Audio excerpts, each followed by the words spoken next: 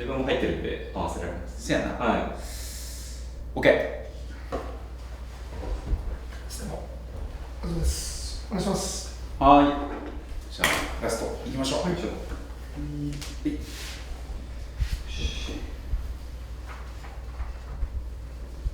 OK。いきます。サウナから始まる隣の川ちゃんの知らんけどラジオ。おはようございます。ジメジメした時、梅雨ですもんね。ジメジメした時におすすめのサウナ施設は僕は会社のそばにあり、そして水風呂がとっても深い品川サウナ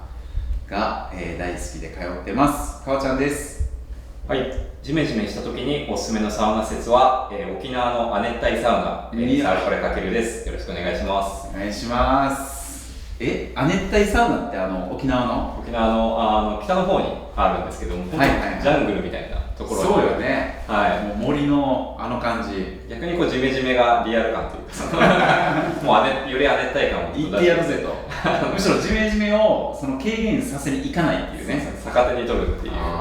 それありだな。ちょっと沖縄行くの大変なんですよね。確かに、はい、でもこれ聞いてる人が沖縄だったら、逆に東京行く方が大変やから、確かに品川サウナもそう亜熱帯行こうってなる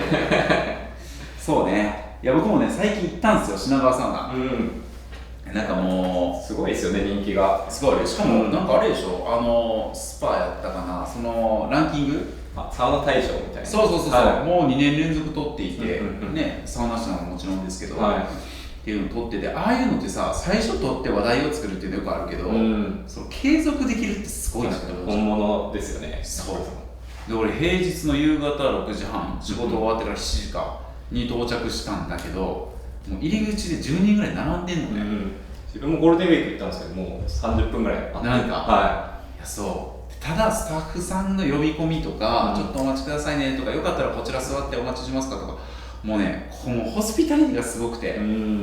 もとにかくスムーズ、運営も、もう鍵をロッカーキー取ってここから入ってみたいになってて、で僕めちゃくちゃレアなんですけど、あそこで色紙にサイン書かせてもらってるんですよ。僕が前にくれてて、前に、だからロッカーのその真上のところに川ちゃんが書いてあって、ありますね。そうで、しかも新サウナもサインさせてもらってて、スタッフさんみんな新サウナ呼んでくれてるらしくて、すごい。じゃあ私も最近入ったんですけど読みましたとかって言ってくれて、研修の本みたいな形に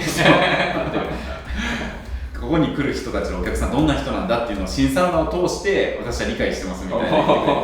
くれて、面白いと思って、京王線の不在口みたいな。そうだからね、そのジメジメしてる時こそなんかね、汗かくからサウナ行きたくないよっていう人いたのよ、この前。なんでわざわざまたサウナで汗かくのみたいな言われたら、逆と、もうそういうジメジメして何が嫌かって、服着てる状態でとか電車の中、もしくは会議室、つまり汗かいちゃいけない場所でかくからみんな嫌なわけ。そうじゃなくて、もうサウナって汗かくとこやから。確かに人間って面白いですよね、やっぱその状況によって感じ方が違う。そうよ、しかも書く場所って何が起きるかって、書いてもその後シャワー浴びて水風呂入ってっていう書くことをこう受け止めてくれてる場所なの。もうだからさ、もう最高の場所なんですよ。確かに思う存分書けるっていうところが。そしてその後、品川サウナの水風呂入ったところには、水風呂の中にこうバーがあるから、そこにじっとこうしがみついてですね入っていると、日頃10秒20秒の人が40秒50秒入れるよ。やっぱこう何か使われること、支えるものがあると安定するね。安定するから、もうじーっとその角っこで、こっちの角っこでヘリのとこで顔つけてさ、あれも面白い入り方ですね。やっぱ普通の水風呂と違う。こんなに1年2年間も経ってても、もう隅々まで清潔にしてくれてるし、ケアしてくれてるし、もうね、行くたびになんか発見があるんだよね。本当にサウナ好きから愛されてる施設ですね。本当。逆にさ、亜熱帯はどういうとこが好きなの？俺まだ行けてないのよ。そうなんですね。やっぱ自分結構その土地土地のならではというか、色が出てるサウナすごい好きで、やっぱ亜熱帯サウナって、沖縄そもそも亜熱帯、日本で唯一の亜熱帯ないもんね。地上にちょっと本当違う国みたいな感覚が沖縄ってあると思うんですけど、っていう中でそういった色を一番楽しめるサウナっていうとところがあって、まあ本当に何ですかね、もうジャングルの中にもうサウナがポツポツとあって休憩スペースがポツポツとあってっていう、まあ本当に今話題のジャングリアみたいな世界観ですね。じゃあサウナ好きの人はこっちがジャングリアと思ってるかもしれないそうですなんならちょっと近いんで近いんだそうなのね。熱帯サウナからのジャングリアっていうのもじゃあはしごありですな。はい、ありがとうございます。そんなこんなで、自然と始まりましたが、皆さんお気づきでしょうか、タイトルコールまだしてませんはい、せずに10分経ちました。はい、ということで今回はですね、タイトルもそうなんですが、もうこの声と、この姿で多分気づいていると思いますが、今回ゲスト、サウナコレクションかけるがはい、よろしくお願いします。お願いします。じゃあ今日はタイトルコールは私がするんですが、番組の説明はかけるくんにお願いしたいと思います。今までアナウンサーがやったところなんでハードルしかない。この枠はもう川辺ちゃんのキッキーの枠やからもうアナウンサーだと思ってるんで、川辺さん。アナウンサーじゃあいきますね。はい、サウナから始まる隣の川ちゃんの知らんけどラジオ、35回です。今日もお願いします。じゃあこの番組はどうぞ。はい、この番組は、40歳の現役会社員にしてマネージャーの川ちゃんが働くみんなのリアルな悩みや楽しみを一緒に笑い飛ばしたり、ちょっとためになることを考えたり、そんな隣感覚のトークで週の真ん中、ちょっと憂鬱になりがちな水曜日の朝を少しだけ軽やかにスタートできるお手伝いができればという番組になっております。はい、ありがとうございます。はい、ちゃんと甘噛みしてくれました緊張が伝わるいや、よかったです。今までで一番緊張しましたこんな長文読まないもんね。いや、ちょっと台本あんまちゃんと見てなかった日頃いかにカッキーとか川辺ちゃんがさ、丁寧にやってくれてるかよ。いや、本当ありがたみが分かります。分かるね、はい、こういうのをね、やってみることで。はい、ということで、今日はですね、何の話をしようかなっていうところなんですけど、前回のサウナ旅のね、旅紹介がもう毎回結構好評で、これ見てサウナ旅のプラン考えますとか、なんかきっかけ作りましたとか、そういう話も聞くんですけど、まあせっかくなんで、お互いその日常サウナ会にしましょうか。そうですね、まあ本当にめちゃくちゃ行ってますもんね、やっぱ普段から。そもそも僕らが異常なぐらい行ってるから、多分他の人からしたら最近行った日常トークで、それを通してそんなことなってんのねっていうのをちょっと何か知ってもらえたら嬉しいなと思いますし、僕らも若干ライフスタイルになってるんですよね。なのでちょっとそういう紹介をしながら何か気づきがあればいいなと思ってますが、僕からしたらね、かけるくんのインスタもよく見てるんですけど、まず前回僕新しい書籍で習慣術の話の本出しますよっていう話を先週させてもらったんですけど、整えるですね。整える、そう、おかげさまで反響もいただいてるんですけど、かけるくんそもそもかけるくん自身の習慣、毎朝やってるルーティンありますよね。あれちょっと紹介してほしいなと思って。そうですね、自分は本当毎日必ず絶対サウナに行くっていうところですね。そうよね、決めて毎日サウナ健康生活ってやってまして、このタイトルを見たら今日も一日が始まったな感じになるんですけど、今でもう何日目なんですか？100日突破して今103日目今日入ってきて、すごい100日超えてるのよ。そうですね。サウナに行くことをもう100日連続で続けてるってこと？もう本当に毎日休まずっていうところで、これ結構そうですね、まず時間を作るっていうのもそうなんですけど、体調を崩さないっていうのもすごい。いや、そうなんよ。なんかこの話聞くと、サウナ好きなんすねとかそっち側になりがちやけど、逆と、それを維持するためのコンディショニング、調整がねあるよね。だから本当に健康生活ってネタじゃなくて、逆じゃなくて、本当に健康になってるっていう。そうよね。確かに風邪ひきながらとか骨折りながら行ってたら健康生活じゃないもんね。骨折りながら行く人知ってますけどお互い共通の友人でね。俺富山サウナ旅、ギプスして松葉杖ついてる人をおりながらサウナ室入っていったありました。あった。ちょっとそれ置いといて習慣術で言うと、かけるくんはもう100日サウナに入っている。もうそこもそうですね。やっぱり、ある種人体実験じゃないんですけど、自分はやっぱサウナを広めたいっていう気持ちがあるんで、毎日行くことでどれだけ自分が健康になってるかっていうところを発信していきたいなって思ってるんですけど、ちょっと本当に家の近くのサウナとか行きまくってるんで、ちょっとサウナこれではそれ発信できないっていう。日常すぎてね。日常すぎてっていう。でも反対に、100日行くじゃないにしても、日常に取り入れるサウナって、どんなとこ行ってんすかみたいな、ちょっと参考になると思うから、よかったら紹介してもらっていいですか？まあもちろん自分も仕事柄というかもうサウナが仕事なんで、日本全国行くこともあるんですけど、とはいえやっぱり毎日行くってなるとやっぱ日常に近いっていうところで自分がお勧めしたいやっぱジムサウナですね。ジムはデスクワークの方のそっちじゃなくてそのジムのちょっと数字はそっちじゃないよ。そっちじゃないちょっと加速しそうやったから一回ちょっと軽いボケてみようかな。ごめん受け止めきれなかった。ジムね。いやフィットネスとかのジムね。そうです。まさに健康ってところと紐づくんですけど、やっぱなんだかんだやっぱ動いた後のサウナっていうのが一番気持ちいいかなっていうふうに。じゃあ何ランニングとかウォーキングなんかトレーニングをしてるって？そうです。大体トレッドミルとかでランニングして、ウォーキングして、ちょっと筋トレしてサウナっていうのも週3ぐらいで週3でやってるんで半分ぐらいジムサウナで稼いでる感じです。なるほど。それは朝何時ぐらいに行くのが多いの？朝は仕事前ですね。出社とかする前にリモートワークとかの前に行って、朝6時7時。うちはちょっと始業が遅いんで、朝10時ぐらいから始まるんで、なるほど。結構8時ぐらいにやって9時でグリーン。いい朝だね。そうなんです。そうか。でジムサウナでほらその毎日とか継続化するってさ、時間もそうだけどお金の面とかでもやっぱね気を使う人がいたり、行きたくてもっていう人もいると思うけど、ジムはあれか月会費とかだから行けば月だけお得っていう。なるほどね。そうか。毎月5000円とか1万仮にかかっても、それを行ったのが1ヶ月に1回だったら1万円になるし、それ100回行ったら500円1000円になるし、そういう話か。でかつ自分の一番行ってる、本当に家から歩いていけるところ、最近セルフロールのストーブを導入しまして、セルフロールができて、マジっていうもう結構サウナ施設顔負けの設備がちなみに店舗まではいいけど、その施設名はメガロスです。メガロスがメガロスで野村不動産さん。そうです、そうです。メガロスね。サウナすごい力入れてる。いや、そうなんよ。野村不動産さんってオフィスビルの方でも最近オフィスビルの中にメガロスを入れて、そこでビジネスパーソン、そこで働く人たちがそこのサウナ利用できるとか、ジムも利用できるっていうのをやってて、ブルーフロントっていうビルなんだけど、あそこはね、僕も一回行かしてもらってすごい。これビルの中にこんなん入ってんのってもう二度見したもう本格的な設備が。これに体験が日常の中であって、テナントさんはそこを使えるわけだから、1回500円とかだったかな。テナント限定みたいな。そう、しかもテナント限定。だから中の人たちがそれ使えて、じゃあ割と空いてるというか。空いてんねん。そう、商業施設は違うから、で自分たちの体心をコンディションして、また仕事に行ったり、帰り道帰ったりってできるから、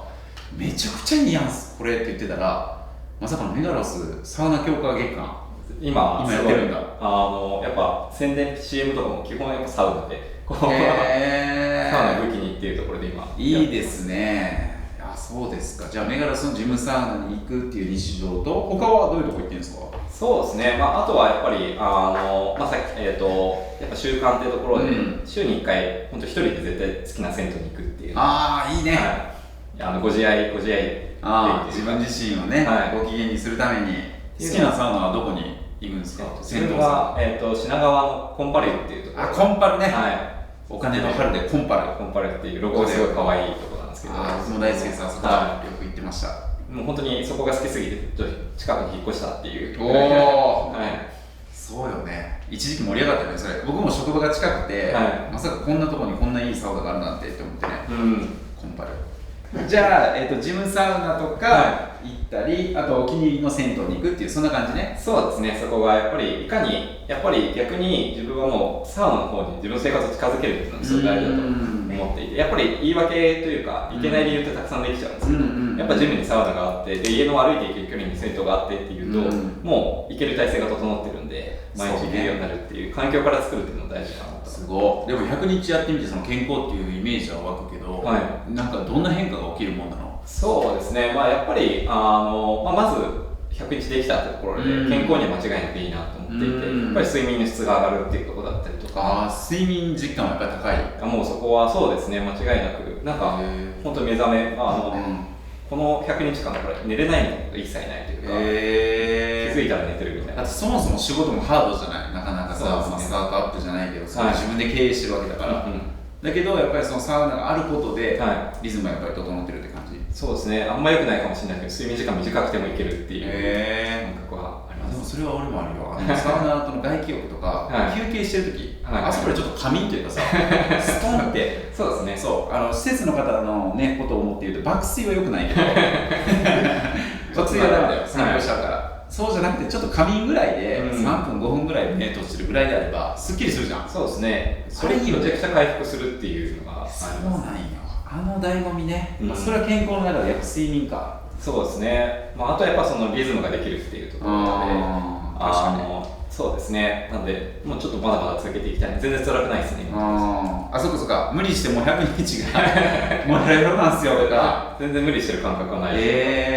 生活が上向いてる感覚です。そうか。リズムができてんだ。あとかける普通に見た目としても肌ツヤもいいもんね。それはそうかもしれないですね。やっぱり毎日入るとなんで結構逆にちゃんとしなきゃというか、サウナ毎日入ってる男はどうなのかって見られるっていうのはあると思うんですよ。わかる。やっぱこうなっちゃうのみたいになっちゃうとダメじゃないですか。そうよ。病気になっちゃったりしたらダメだなと思ってるんです。かける今28です。8でしょ。だから30手前でサウナ好きの人のこの健康的なそうです。そういう状態でやってるでしょ。私も今41歳だから、41歳でサウナ好き言うてて、そのおっちゃんでとかさ、老けててみたいになってたら、なんかサウナのイメージもさ、あれなんかそんな感じなんだみたいな感じじゃない。けど別に気をてらう必要はないから、日常的に僕らが生き生きと働いてる姿がすごい大事だなと思ってて。そうですね。ケアするよね。そこはそうですね。だからある種こうサウナをより広めていくために今頑張っていってるっていうのはあるかもしれないです。しかも無理してないのがいいよね。そうですね。サウナ行くと、新サウナにも書いたけど、その鏡見て自分の姿を見るっていうそういう習慣も生まれるから、ちょっと変化にも気づけたり、うまくいってんなとかさ、逆に出た後家よりも化粧水と乳液使うじゃん。確かに。いや、そうなんやつを使えるっていうのは。そう。施設様々でいいの置いてくれてたりとか、そもそも男性ってね、もうそもそも肌のケアをする習慣がないのよ。いや、もちろんないです。ないことが前提やから、もう俺最近までちょっと一個カミングアウトがあんねんけど、これ俺会社で言ったらめちゃくちゃドン引きされてるけど、もう俺川田直樹41歳、もうほんと銀次みたいに言ってるから飛んでこれてるの。川田直樹41歳、実はこれまで洗顔ってしたことなかったよ。実は自分もです。ちょっとスタッフチーム引く。女性は女性引くでしょ。それ女性にめっちゃ言われて、それやばいっすよみたいな。習慣がなかったっていうことですね。そう、シャンプーとか、リンスするとか、体ボディーソープで洗うとかはあるけど、顔洗うってないよね。いや、男はしないんじゃないですか。そうですね。これ世のね、女性に言いたいんだけど、男性温浴施設で顔を厳密に言うと顔を洗顔のね、洗顔料とかを使って洗ってるとか、もっと言うとクレンジングなんてやってる人はマジで見たことない。何なのか分かってないですね、自分クレンジングなんだって俺、大体置いてるの見たら、あれ今日レディースでやってるなって確かに、洗顔とかってあんま見ないですよね。そうやねんけどね、ここ最近の私目覚めまして、そう、YouTube とかいろいろ見るようになったの、情報。何がきっかけなんですか？なんかね、やっぱそのさっきのあれは40超えて、その自分なりにさ、こうやって発信とかさせてもらう立場だから、サウナのイメージを良くしたいなっていうのがあって、それでケアするようになって、体のケアはイメージできてきたの。もともと筋トレの習慣もあったから。けど、お肌とか、そういう自分のそのスキンケアっていうところをちょっと興味あって、で調べ出したら沼というかどんどんハマっていって、で知識を身につけると、理屈が分かってくるじゃん。理屈分かったら行動が変わるじゃん。そしたらクレンジングを手前に引き寄せたね。男も関係あるんですか？いる。そうなんです。一日なんやったら我々みたいに代謝がいい人間って、アウラとか油分とかも全然体にやっぱ顔についてるから、その状態で寝て起きてしてると、そこに化粧水やったらとて、化粧水のパフォーマンスを半分以下にしちゃったんだって。専門家みたいな。いや、このコーナーみたいな、ちょっとやりたいわ。なんか美容ゲストが誰か読んで、っていうよりカッキー読んで、全然言ってくれると思うけど、聞き手じゃない方がいいですね。今日ちょっとかけるとここでやるテーマかもしれないかもしれんけど、でもかけるもその肌ツヤいいし、コンディショニングしてる人やけど、なんかね、俺これからそういう整えるって自分書籍書いといてなんだけど、なんかかっこよくとか綺麗になりたいとか以前に、なんか自分がちょうどいい状態、整ってる状態をケアしていく習慣が、これから俺大事なんじゃないかなと思ってて、なんかそういうブームというか、そのバズが来る気がしてる。確かにセルフケアの一環としてその人らしくある状態が自分にとって気持ちいいわけだから、っていう意味ではかけるのそういう毎日サウナに行ってるっていう習慣とか、めちゃくちゃいいと思ってて、そっか、それが日常なんだね。そうですね。なんでちょっとこれはいろんな人に進めていきたいなと思ってるんですけど、あんまり真似してくれる人がいなくて。いやいや、なかなかできひんで100日でも俺も確かにね、100日でも行ってますよね、結構近いから。週3、4とかコンサートに行ってたり、で土日とかでバッて行くから、俺逆に新しいとこばっかり行く傾向がある。仕事から、僕の場合はそのサウナ設計したり作る側だから、新しいとことかこういろいろ見に行ったりして、でそればっかり行くとその頭の中にね仕事モードになっちゃって、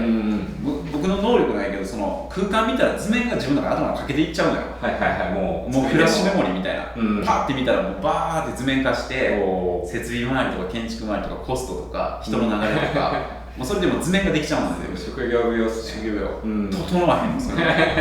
頭のプランは整ってんねんけどね頭の中ぐるぐる回転して回してしまうから、そういう時にたまにやっぱりさっきのコンパリューとか、いつも行き慣れてるホームサウナ、確かに僕だったらスカイスパとかにやっぱ行って、もう何にも考えずにボケっとするっていう、そうもうそこの図面は頭の中にもう20年前から入ってるから、もうそういう感じで調整してるっていう感じかな。なるほどですね。なんか最近こう新体験とかサウナかける何々みたいなところ、新しい体験ってありました？そうね、私の方では最近面白かったなと思ったのが、トトパ、国立競技場のね、トトパさんはそれはもうよく行くんですけど、サウナ知らんの何度も選ばれてる。そう、だし僕らね会社員の人たちもよく行ってるし、最近やっぱ20代とかもすごい多かったけど、なんかちょっとイベントでやってて体験して面白かったのが、トトパっていう温浴施設かける、スポーツっていう文脈でピックルっていうスポーツがね今もうすごい流行ってるというか、かわいい名前の流行るスタートなんだよね今。じわじわと体感でも広がってる感じがすごいするやつで、公園、その前の公園で、あそこは周りの公園が目の前にね、施設の前に芝生がこうあって、本当に日常的にお父さんお母さん子供たちが走ってたりピクニックしてるんだけど、僕は前行った時はヨガやってたり、ランニングイベントとかで走って、そこからサウナ行くとかやってたんだけど、その一角に今回期間限定で、そのピックルの敷地をこう2コートかな、コート2面作って、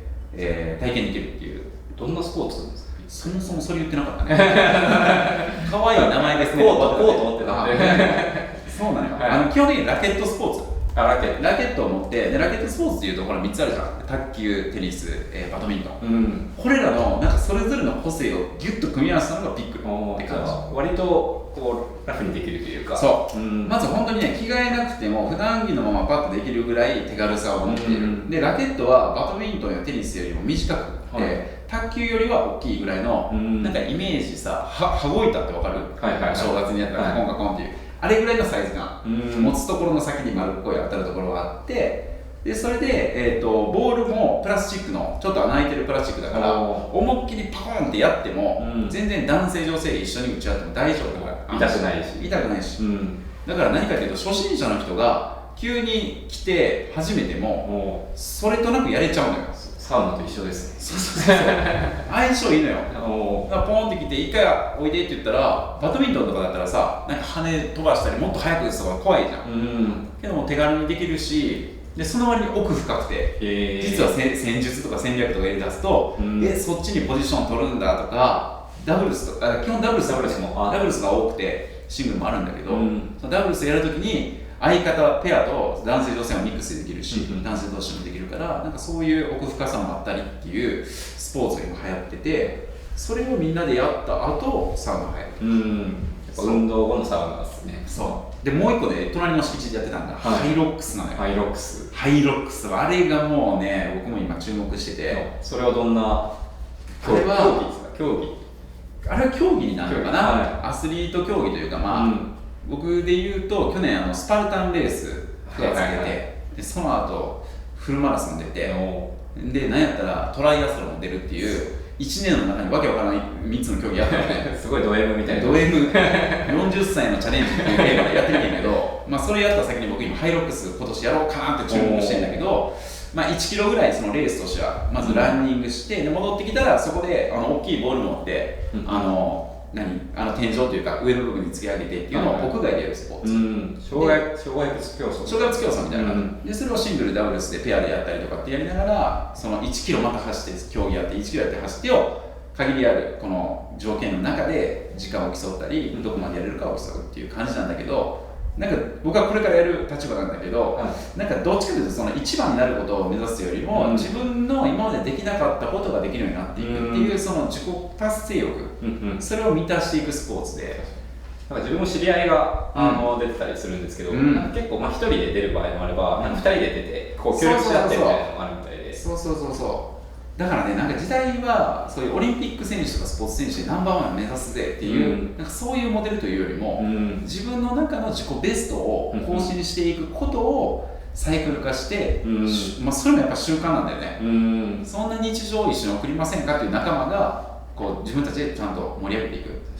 さっきのピックルもなんかあんま勝ち負け関係なさそう。そうなんよ。結局ね、ナンバーワンってあんまり誰が一番うまいとかって話にならない。で、サウナそうじゃん。そうですね。サウナの前では上下関係はない。ただあるのは、ベンチの上段と下段だけだ。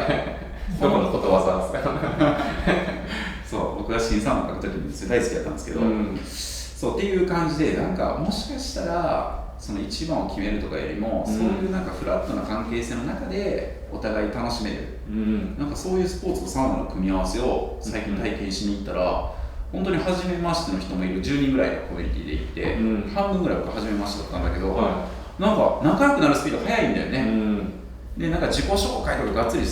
しなくても、最初そういうプレーを一回して、でプレーして他のチームを見てる時に少し会話するぐらいで仲良くなって、すごいですね。本当青年代問わずっていう。そう、で終わってから SNS 交換したり名刺交換してみると、あ、こういうお仕事されてるんですね、じゃあ今度ちょっと話しましょうよって言って解散したのよ。サウナと一緒ですね。本当に相性がいい。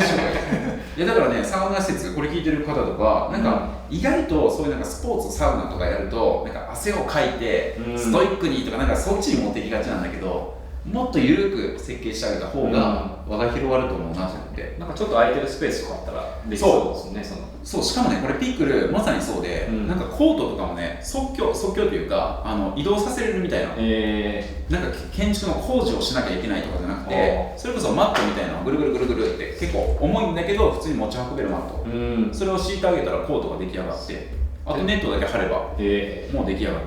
テントサウナみたいですね。テントサウナどこでもできる。それもいいかもね。キャンプ場とかの横でコート作って、どこでもサウナ作って、だから前ほら道志川サウナさんでさ、イベントやったじゃない。だからあの時モルックやったでしょ。モルックっていうスポーツはフィンランドのね、ああいうスポーツもやっぱりどこでもできるし、誰もが参加できるのと一緒で、ピックルは結構これから来ると思う。持ち運べるっていうのがすごい。そう、いいし面白い、そのなんていうのかな、どんどんやるたびに奥深くなっていくから、ちょっと練習してみたいなっていう人はそういうスクール通う人もいるし、奥深さもちゃんとあるっていう。そう、おすすめです、ぜひやってみてほしいし、僕もねちょこちょこイベントとか行ったりしてるので、よかったら現地でやりましょう、一緒に。はい、という感じで、今日はピックル会という全然台本にこうなかったですけど、ピックルクレンジングはしましょうという会ですね、サウナ会じゃなくてこういう会もあるよっていう話で、最後はあれですね、もうちょっとだけ大丈夫ですか。なんかかげる君の日常の中で、なんかこの東京だけじゃない、そうですね、ちょっとなんか名古屋エリアで面白い話あったよっていうのを聞かせてもらっていいですか。最近ちょっと名古屋に行ってきまして、愛知ってやっぱりそれこそウェルビーがあったりとか、愛知すごい、あと極みサウナもね、サウナ好きなら誰も一回は行きたいみたいなところだと思うんですけど、最近ちょっとまた盛り上がってきてまして、名古屋が。でちょっと今自分が注目しているのがスーパー銭湯になるんですけど、スーパー銭湯、前回静岡でもね、スーパー銭湯が言ったら湯の木の里とか行ってみますっていうコメントももらいましたけど、名古屋のスパ銭僕あんま知らないですね。そもそもスパ銭って名古屋が発祥っていうのはまさかありまして、そうなんだ。龍泉寺の湯っていうところが、そうだよね、龍泉寺の湯が発祥してたけど、それ名古屋なんだ。名古屋の、しかも龍泉寺っていう名古屋寺があるんですよ。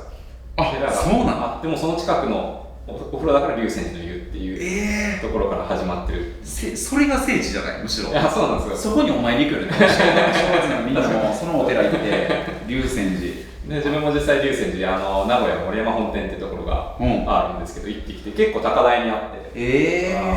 でも露天スペースが本当にすごい開けてて、でそれでいて1日いても1000円切るっていうフリータイムでっていう。それね、スパ銭はそういうスパ銭の本領発揮を見たねっていう。で結構やっぱその龍泉寺の湯さんが最初にできてっていうところで、うん、もうそこから一気にまずその愛知で一気にスーパー銭湯っていう文化が広がったっていうのがそっかそっか。でそれこそ近くに一宮だったりとか、周辺の、結構ベッドタウンとかだったりするんで。一宮ですね。はい。僕結構もうウェルビー塾で名古屋を覚えてしまった家なんで、名古屋は多いですね。基本的に名駅か、栄か、今池、このウェルビーがあった店舗3つしか覚えてないいや自分もともとそうだったんです。そうだよね。なんか歩いて行ける距離みたいな。そうでそこに極みサウナできたり、たつきサウナできて、岡崎ってエリアあるんだとか、そういう大須っていうエリアがあるんだで、こうどっちかというとサウナ塾で俺地理のマップができていってる感じ。名古屋が広がってくるみたいな。サウナにいてようやく解放される地図みたいな。そんな人もいるんですよ、名古屋の人たちね。変な人がいるんですよ。で、そんな中、一宮地図をちょっと増やしてほしいなと思って。一宮なんですか？で、もともと3つスーパー銭湯があったんですけど、そのうち2つがリニューアルしてるっていうところが今進行形で？今進行形。1個が6月オープンですね。まさに今月オープンで。今月？はい。ところで、6月18日なんで、明日ですね。明日オープンする施設が1個、スパークアスゆゆ楽さんっていうところと、あともう一つがですね、スーパーサウナ一宮っていうところがありまして、そこはもうサウナ特化型になるんですけど、サウナが5種類あるっていうところですね。それで規模大きいところってこと？もともとスーパー銭湯だったところを、もうスーパー銭湯男性専用施設にして、もうサウナ特化で5種類サウナ4つ水風呂みたいな形の施設っていうのが、男女もともとだったスパ銭を男性だけにすることで規模を拡張して充実させると。でもともと銭湯に対するスーパー銭湯っていうのがあると思うんですけど、そこはもう要するにサウナに対するスーパーサウナっていうところで、スーパー銭湯をスーパーサウナってところに変えたっていうような。まず大丈夫かな、スーパーサウナっていう言語が入ってこない気がする世の中の人たち確かに新しい概念というかスーパーサウナ、面白いですね。そのスーパー銭湯が生まれた愛知でまたスーパーサウナが生まれようとしてるっていうところが、面白い、ちょっと自分がかなり注目しているところで、まだ自分が行った時は2施設ともまだ作ってる途中で、ちょっと中も拝見させていただいたんですけど、もうすごいやっぱ気合い入ってるというか、やっぱ東京では味わえない規模っていうのがあってそれがオープンするのがスーパーサウナの方が今予定では、9月頭ぐらいですね。9月ぐらいなんだ。なんか SNS の方でもユニークな感じでやってるとか。そうです。サウナで日本を沸かす会社員っていうアカウント名で発信を。サウナで日本を沸かせる会社員っていうアカウント名なんですよね。アカウント名でそれこそ施設のそれこそ今まさに責任者やってる方が、それこそ会社員でサウナを作っていく過程っていうところを、よくこういわゆる脱サラしてサウナみたいなのあると思うんですけど、もういわゆるそのサラリーマンでもサウナが作れるっていうところを現役でっていうちょっと新しい形で発信しているような形です。サウナで日本を沸かせる会社員、我々もそうやから確かに。いや元祖と言って同じ気持ちよ、本当に。いや、応援したいな。僕ね、たまたまこの SNS のアカウントを拝見して、このタイトルを見たときに、なんか国用のサウナ部のメンバーがなんか最初に思って、そうけどよくよく見たらね、自らそう前に出て SNS に出ながら、そういう施設のプロセスかな、そのこれからチャレンジする思いとか、あと失敗も成功も含めてちゃんと動画でも伝えていきますと。でしかもね、その目的がその閉業した潰れちゃったスーパー銭湯をまた復活させる新しい取り組みなんだって、なんか応援したくなるよね、こういうのって。まさにやっぱその愛知のスーパー銭湯文化を守りたいっていうところの、結構同年代なんですけど、そうなんだ、若い方が結構やってて、この方はオープンしたら会えるんですか？その形になると思います。なる。いや、この人もね、有名になっていくんじゃない、このまま。そうですよね。なんかすでにもう結構声かけられてるみたいです。そうなんだ。やっぱ SNS の影響力すごいなっていう話をしてました。だって1本目の動画なんか選挙ポスターみたいな動画だよね。なんかガッツポーズして、日本を沸かせる会社員、マニフェストはありそうじゃん。それもいきなり数万再生みたいな形。いやすごい。そうか、これ4万5千とか5万か。いや、すごい。なんかこういうのに人興味持つんだろうね。そうですね。やっぱサウナってなんですかね、こう作るまでの過程とかがすごい注目されやすいなと思って。確かに。普通のなんですかね、マンションとか別に作る過程そんなに興味ないと思うんですけど、やっぱサウナってなるとみんな結構やっぱ作りたいってなるのが面白いなって思う。そうね。作りたいって言って作れちゃうのも面白いよね。いろんな人の力を借りて。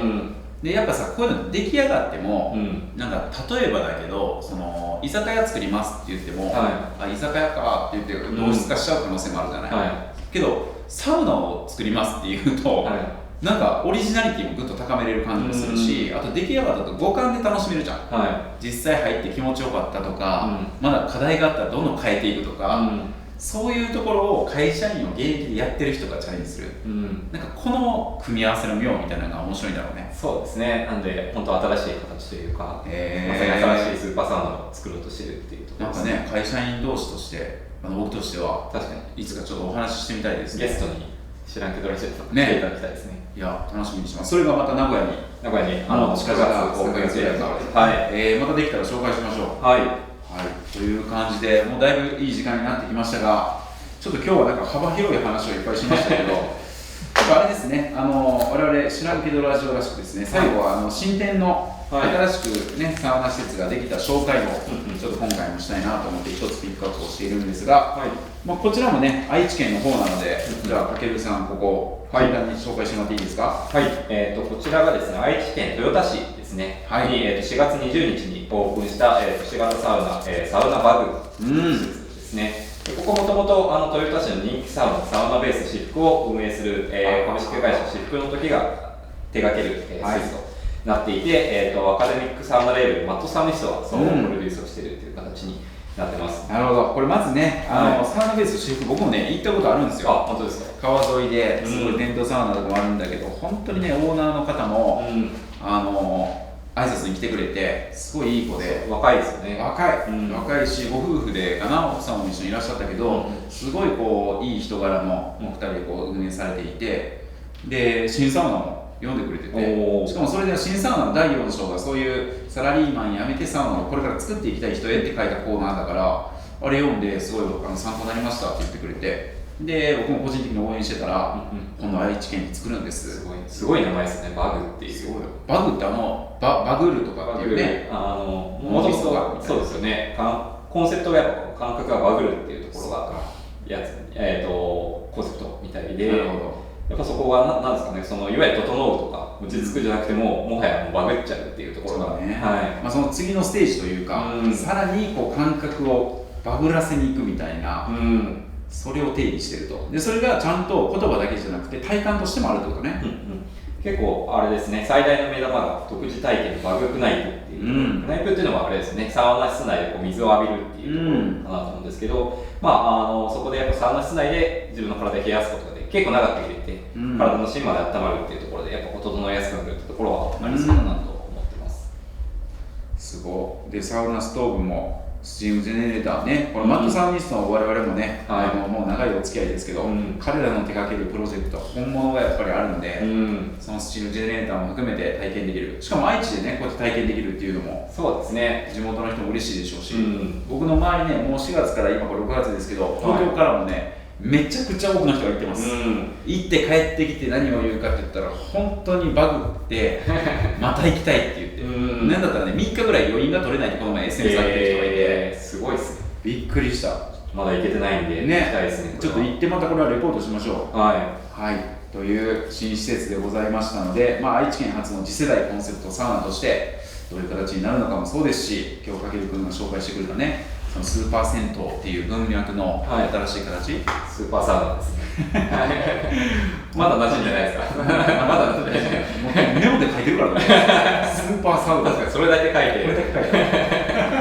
ちょっと覚えて書いてください。という感じで今日も楽しい回でした。さあこれかけるくん今日もありがとうございました。ありがとうございました。ということで、この番組では最新のサウナ情報はもちろん、皆様からのお仕事のお悩みとかサウナのお悩みも募集中です。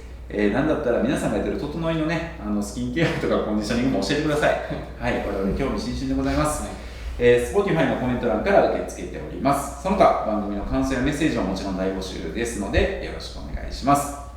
ということで、ここまでのお相手は川ちゃんこと川田直樹とサウコレのかけるでした。また来週水曜日の朝7時にお耳にかかりましょう。それでは皆さん今週もお仕事頑張っていきましょう。せーの、いってらっしゃい。お疲れ様でした。ありがとうございます。